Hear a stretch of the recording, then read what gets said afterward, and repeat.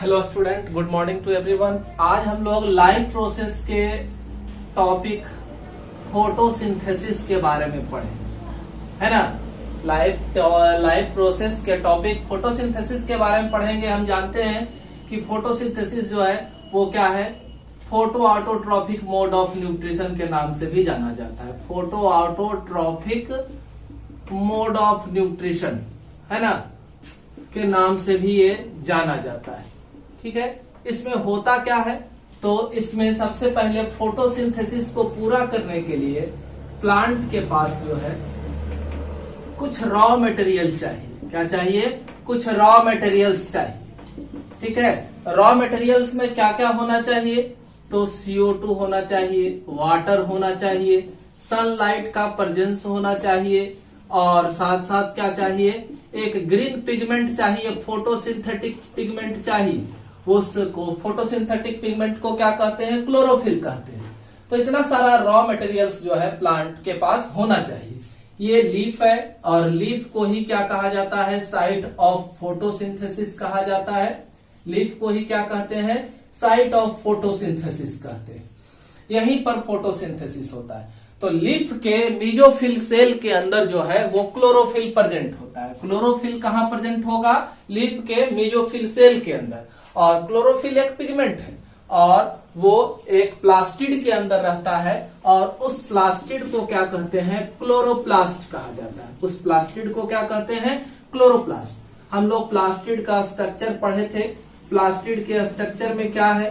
तो प्लास्टिड जो है वो डबल मेम्ब्रेनस स्ट्रक्चर है, और इस डबल मेम्ब्रेनस स्ट्रक्चर में देखते हैं तो इस तरह का चीज है। इस स्ट्रक्चर को, सिंगल यूनिट को क्या कहा जाता है? थैलाक्वाइड कहा जाता है। इसको क्या कहते हैं? पूरे को थैलाक्वाइड कहा जाता है। और इसमें से एक यूनिट को, ये वाला है ना, ये क्या कहलाता है? ग्रैनम कहलाता है। ठीक है, ये क्या कहलाता है? ग्रैनम कहलाता है। और इसके अंदर लिक्विड भरा होता है, जिसको क्या कहते हैं? अस्ट्रोमा कहते हैं। तो ये ग्रैनम जो है, और ये सब देखते हैं, है ना। तो ये हम लोग इतना स्ट्रक्चर को देखे, प्लास्टिड का स्ट्रक्चर है। अब आगे फोटोसिंथेसिस का प्रोसेस जो है वो कैसे कंप्लीट होता है, इसी को हम लोग देखते हैं। फोटोसिंथेसिस के लिए सबसे पहला जरूरी चीज क्या है? तो सबसे पहला जरूरी चीज है कि सनलाइट का प्रेजेंस होना। जैसे या सनलाइट का रेडिएशन भी अगर मिलता है तो बहुत सारे प्लांट्स जो है वो रेडिएशन के द्वारा भी फोटोसिंथेसिस को कंप्लीट कर लेते हैं। सनलाइट का रेडिएशन जैसे ही पहुंचता है लीफ के पास, तो लीफ के अंदर मौजूद क्लोरोफिल जो होते हैं, क्लोरोफिल उस लीफ के क्लोरोफिल जो है क्या करते हैं कि सनलाइट के बारे में हम लोग जानते हैं, सनलाइट जो है वो रेज से बना हुआ है। इस रेज के अंदर जो है ना, हर एक रेज भी जो है वो पार्टिकल से बना हुआ है, हर चीज कण से बना हुआ है। तो इस पार्टिकल को क्या कहते हैं? सनलाइट के पार्टिकल को कहते हैं फोटोन। और हम जानते हैं कि हर एक पार्टिकल्स का अपना एक एनर्जी होता है। तो इसके अंदर जो एनर्जी होता है उसको क्या कहा जाता है? क्वांटम कहा जाता है। ठीक है, तो क्लोरोफिल के इलेक्ट्रॉन्स जब इस एनर्जी को, क्वांटम को रिसीव करते हैं, तो क्लोरोफिल के इलेक्ट्रॉन्स का एनर्जी लेवल बढ़ जाता है। और जब एनर्जी लेवल बढ़ जाता है तो क्या होता है?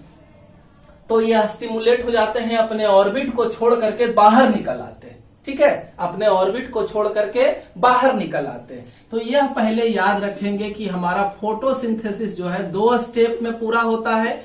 एक लाइट रिएक्शन और दूसरा क्या है? Dark reaction. दो स्टेप में पूरा होगा, एक लाइट रिएक्शन और दूसरा डार्क रिएक्शन। तो लाइट रिएक्शन जब होगा किस कंडीशन में? जब लाइट आया। तो लाइट आया तो क्या हुआ? क्लोरोफिल एक्टिवेटेड हुआ। क्लोरोफिल के इलेक्ट्रॉन्स अपने ऑर्बिट को छोड़ करके बाहर मूव किए, और बाहर जो है वो वाटर के साथ जाकर के अटैच हो जाते हैं, है ना। वाटर के साथ जाके अटैच होते हैं, और तब वाटर का वो ब्रेक डाउन कर देते हैं, है ना। तो इस प्रोसेस को कहते हैं फोटोलाइसिस ऑफ वाटर। इसको क्या कहा जाता है? Photolysis of water. ठीक है, वाटर जो है वो लाइट के प्रेजेंस में लाइट वाटर का ब्रेक डाउन हो जाता है, और यह जो है H+ और OH- आयन में टूट जाता है। H+ और OH- आयन में वाटर ब्रेक डाउन हो जाता है, वाटर टूट जाता है। उसके बाद क्या होता है? यह सारा प्रोसेस हम लोग अभी है किसमें? लाइट रिएक्शन में। तो लाइट रिएक्शन में सबसे पहले यह कहाँ कंप्लीट होगा, तो यह जो लाइट रिएक्शन है वह ग्रेनम में कंप्लीट हो रहा है। लाइट रिएक्शन कहाँ कंप्लीट होगा, ग्रेनम में। तो पहला प्रोडक्ट क्या बना लाइट रिएक्शन का, इस एनर्जी के वजह से जो ये ब्रेक डाउन हुआ इसके वजह से H+OH- आयन बना। अब जो है ये हमारे लीप के अंदर पहले से एक चीज मौजूद होता है NADP, इसका नाम है निकोटिनामाइड,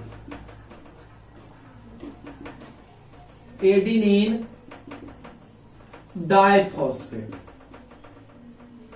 है ना।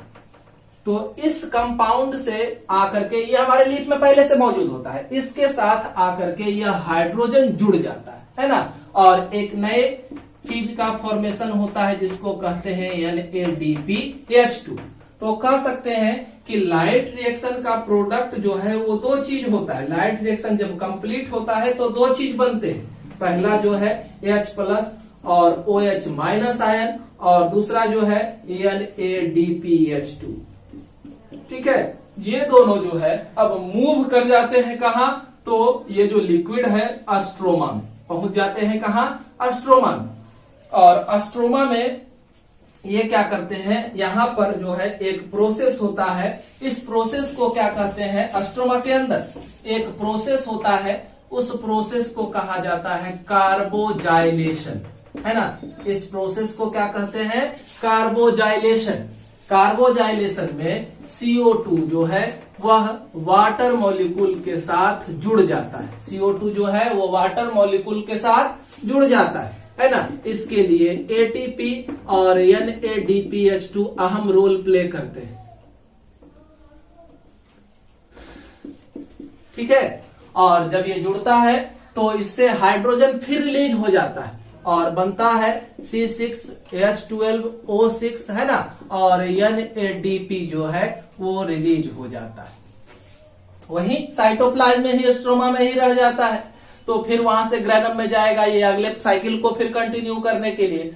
तो यह इससे क्या किया, जुड़ गया, और जुड़ने के बाद जो है वो ग्लूकोज का फॉर्मेशन कर लिया, और इसी में इंड प्रोडक्ट के रूप में क्या होता है कि O2 रिलीज होता है। याद रखें, एक ग्लूकोज के फॉर्मेशन के लिए 6 कार्बन डाइऑक्साइड का मॉलिक्यूल रिक्वायर्ड होता है ना। एक ग्लूकोज के फॉर्मेशन के लिए 6 कार्बन डाइऑक्साइड मॉलिक्यूल रिक्वायर्ड होता है, और यहाँ पर 6 वाटर मॉलिक्यूल्स जो है वो रिलीज होता है। ठीक है, और 6 वाटर वेपर भी रिलीज होता है। ठीक है, क्या होता है, 6 वाटर मॉलिक्यूल और 6 वाटर वेपर। तो इसको इक्वेशन के रूप में इस तरह से देखें कि अगर हमारे पास 6 CO2 है और क्या है 12H2O, सनलाइट का प्रेजेंस है, सनलाइट का प्रेजेंस है, क्लोरोफिल है, तो इस कंडीशन में क्या होगा, तो इस कंडीशन में